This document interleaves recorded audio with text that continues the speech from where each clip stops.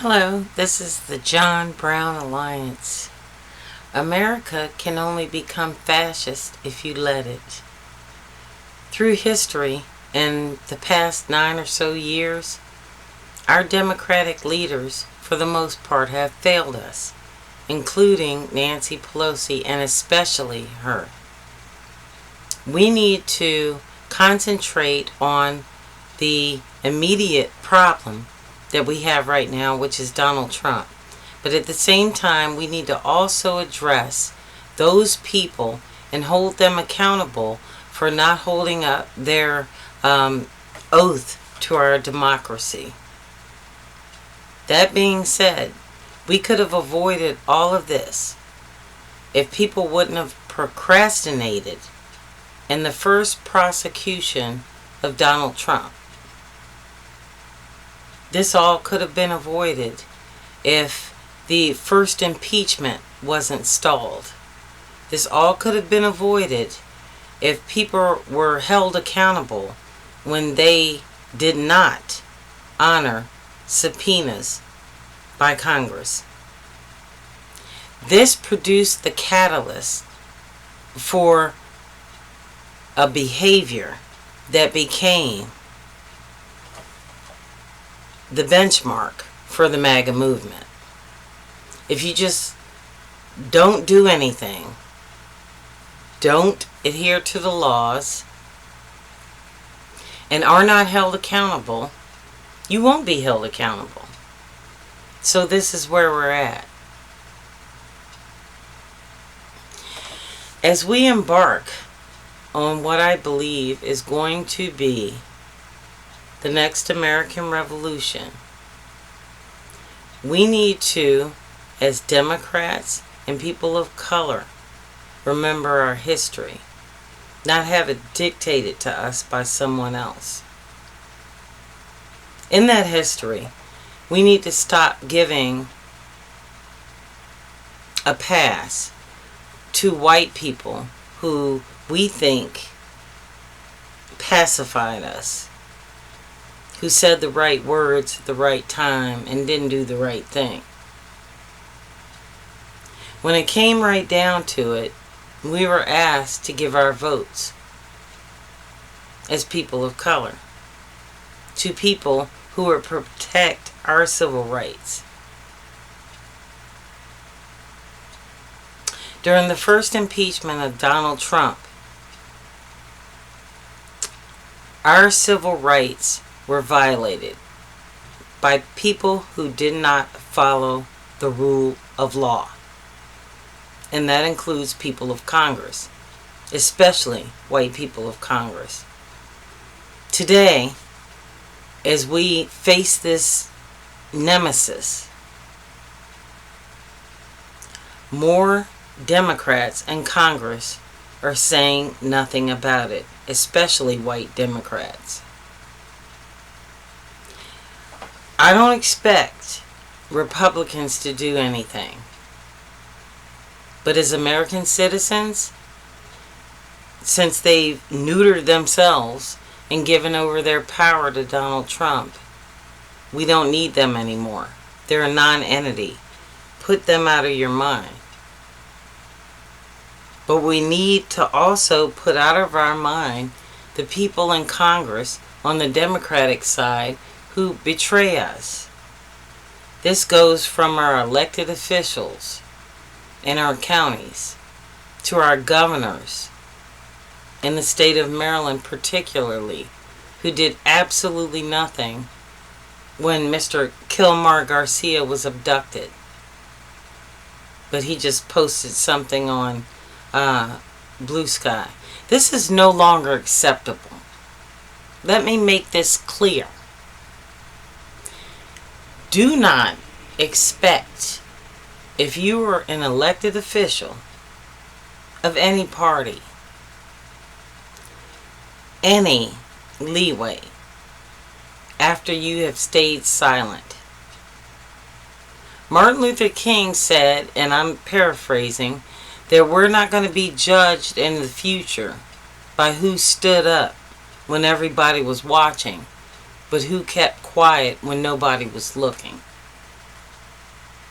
So you really, really need to get your act together, but I don't expect anything better. What I expect is people with honor whose ancestors fought for this country, who are military, that goes back generations, whose parents were disrespected by this country after they served in Vietnam, World War II, and World War I.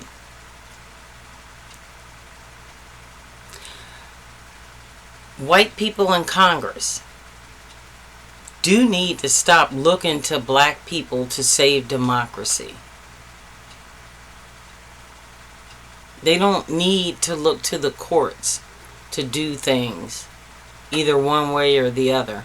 What they need to do is resign if they're not doing their jobs. Now, in the month of April, most people filed their tax returns. What we funded was millions of people to lose their government jobs. We funded our food not being inspected. We funded losing soft power all around the world. We funded losing cancer research. We funded vaccines basically not being supplied to the American public. We funded food supplied to Appalachian, southern counties, poor kids.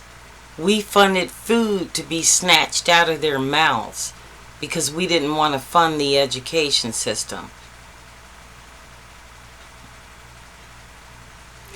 We paid our taxes to get rid of Medicare and Medicaid. We paid our taxes so that people filing claims for Social Security disability was stopped. Now, they didn't cut all these programs, but they made it so you can't apply to them. So don't believe the hype when they keep repeating all that stuff. While all this was going on, there were hundreds of Democrats in Congress who said nothing. Absolutely nothing. Nancy Pelosi and others. So that being said,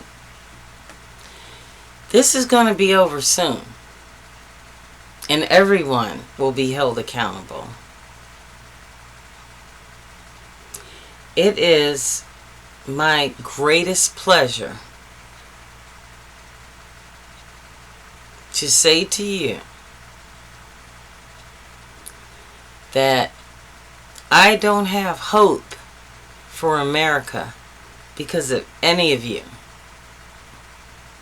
I have hope for America because of the people that are organizing, the veterans that you're not speaking about,